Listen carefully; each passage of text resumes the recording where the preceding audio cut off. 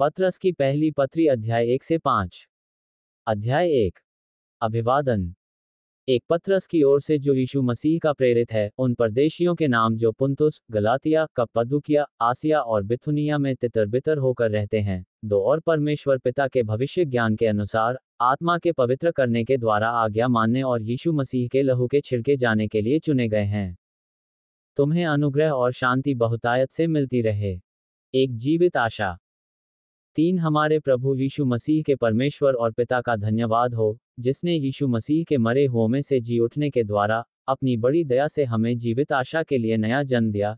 4 अर्थात एक अविनाशी और निर्मल और अजर मीरास के लिए जो तुम्हारे लिए स्वर्ग में रखी है। 5 जिनकी रक्षा परमेश्वर की सामर्थ्य से विश्वास के द्वारा उस उद्धार के लिए जो आने वाले समय में प्रकट होने वाली है, की जाती है।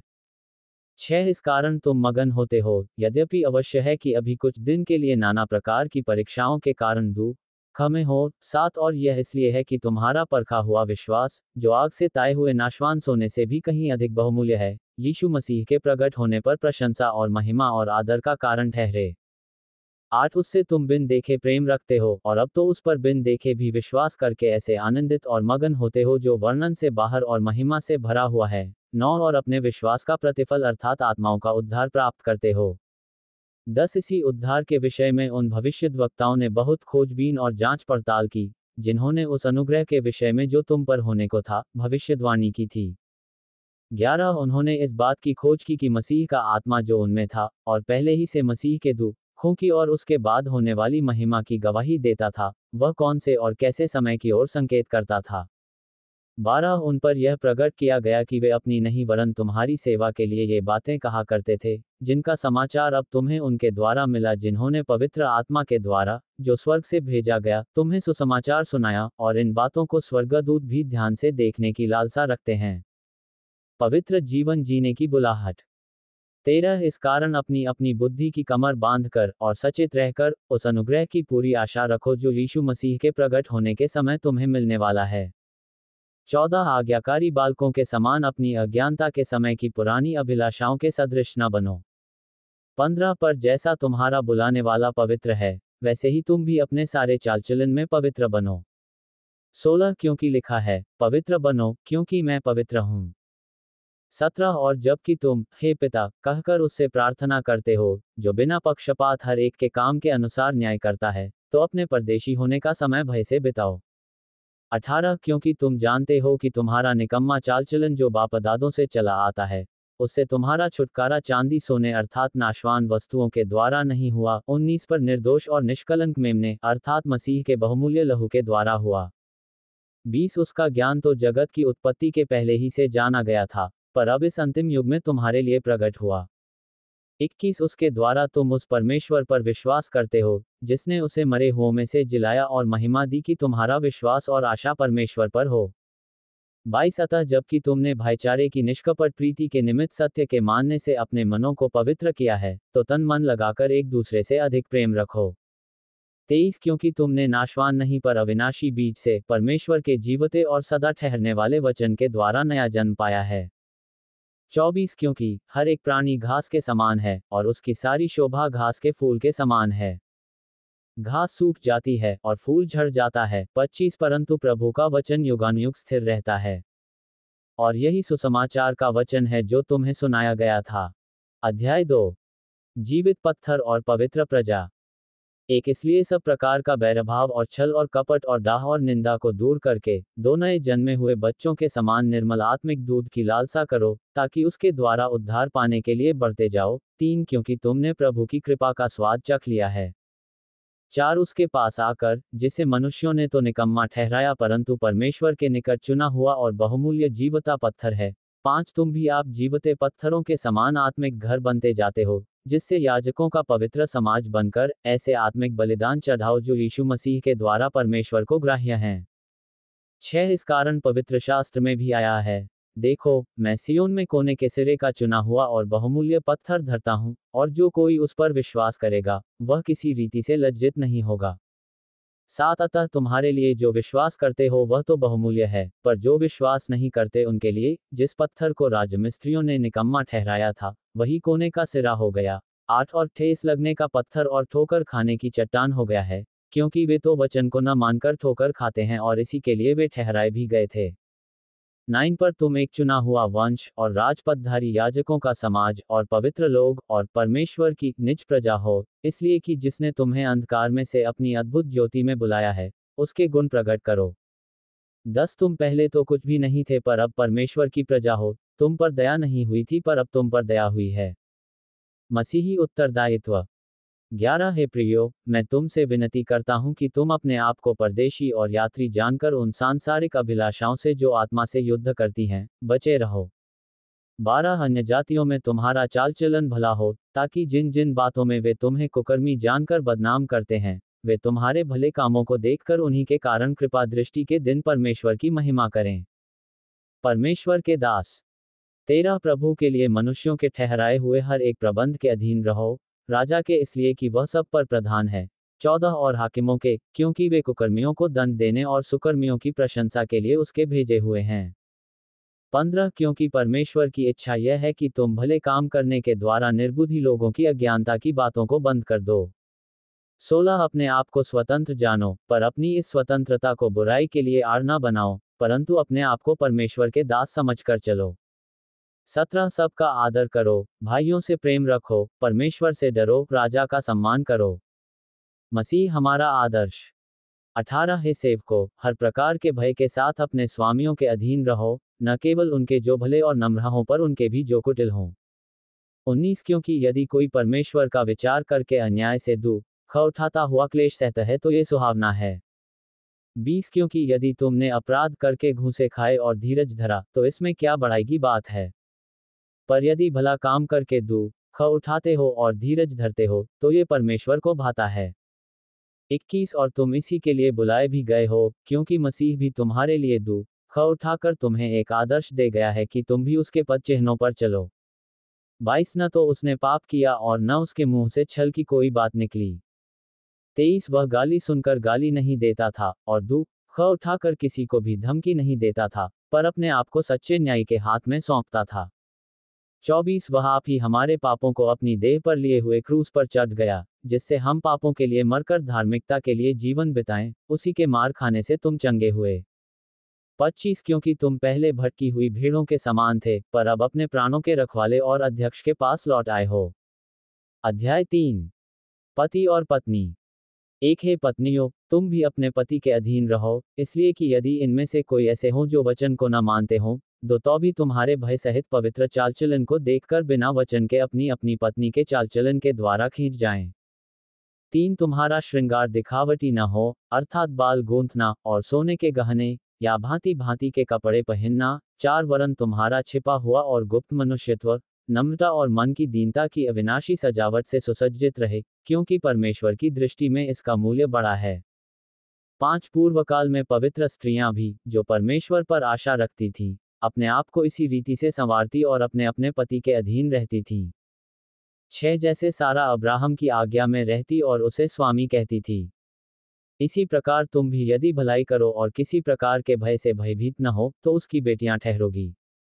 7 वैसे ही हे पतियों, तुम भी बुद्धिमानी से पत्नियों के साथ जीवन निर्वाह करो, और स्त्री को निर्बल पात्र जानकर उसका आदर करो, ये समझकर कि हम दोनों जीवन के वरदान के वारिस हैं, जिससे तुम्हारी प्रार्थनाएं रुक न जाएं। भलाई करने के कारण सताव। 8 अतः सबके सब एक मन और कृपा में और भाईचारे की प्रीति रखने वाले, और करुणामय और नम्र बनो।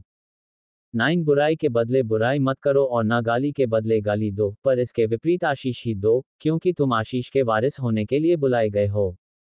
10 क्योंकि जो कोई जीवन की इच्छा रखता है और अच्छे दिन देखना चाहता है, वह अपनी जीभ को बुराई से और अपने होठों को छल की बातें करने से रोके रहे। 11 वह बुराई का साथ छोड़े और भलाई ही करे, वह मेल मिलाप को ढूंढे और उसके यत्न में रहे। 12 क्योंकि प्रभु की आंखें धर्मियों पर लगी रहती हैं और उसके कान उनकी विनती की ओर लगे रहते हैं, परंतु प्रभु बुराई करने वालों के विमुख रहता है। 13 यदि तुम भलाई करने के लिए उत्तेजित रहो तो तुम्हारी बुराई करने वाला फिर कौन है। 14 यदि तुम धर्म के कारण दुख भी उठाओ, तो धन्य हो, पर लोगों के डराने से मत डरो और न घबराओ। 15 पर मसीह को प्रभु जानकर अपने अपने मन में पवित्र समझो।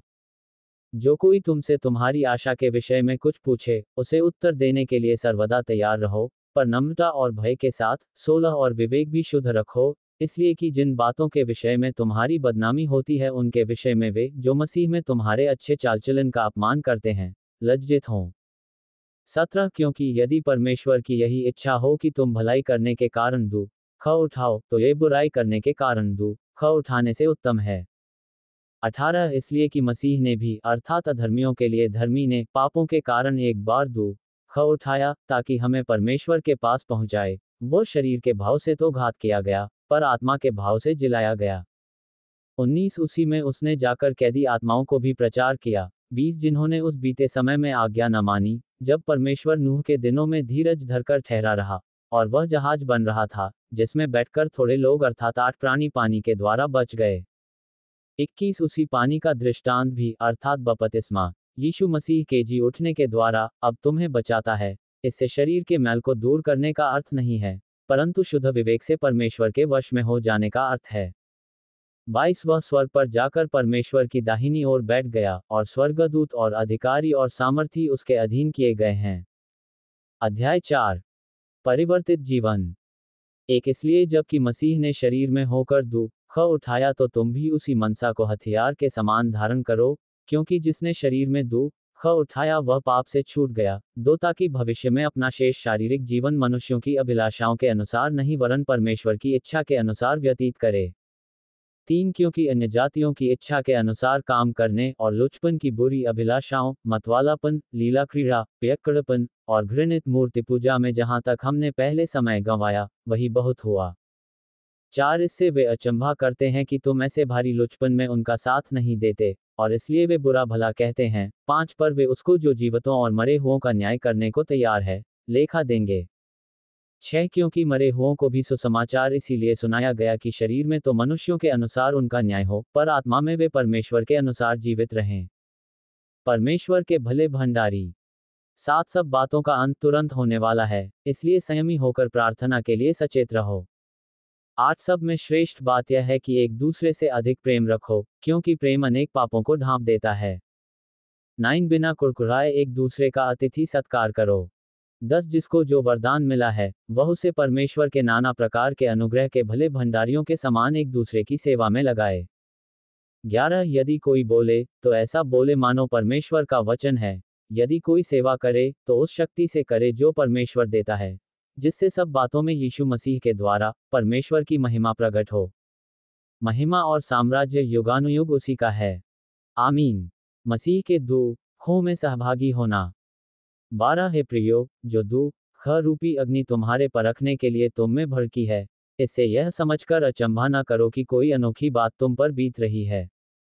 13 पर जैसे जैसे मसीह के दुखों में सहभागी होते हो, आनंद करो, जिससे उसकी महिमा के प्रकट होते समय भी तुम आनंदित और मगन हो।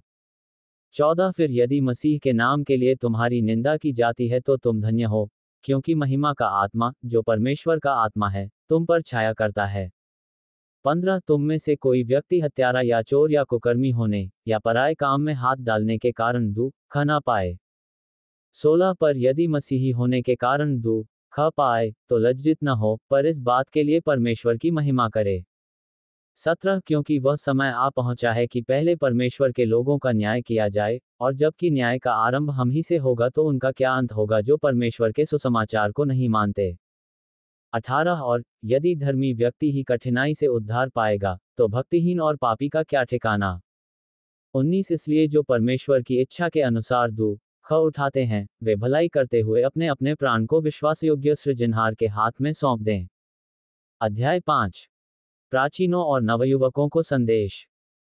एक तुम में जो प्राचीन है, मैं उनके समान प्राचीन और मसीह के दुखों का गवाह और प्रकट होने वाली महिमा में सहभागी होकर उन्हें ये समझाता हूँ। 2 कि परमेश्वर के उस झुंड की, जो तुम्हारे बीच में है, रखवाली करो, और ये दबाव से नहीं परंतु परमेश्वर की इच्छा के अनुसार आनंद से, और नीच कमाई के लिए नहीं पर मन लगाकर। 3 जो लोग तुम्हें सौंपे गए हैं, उन पर अधिकार न जताओ, वरन झुंड के लिए आदर्श बनो। 4 जब प्रधान रखवाला प्रकट होगा, तो तुम्हें महिमा का मुकुट दिया जाएगा जो मुरझाने का नहीं।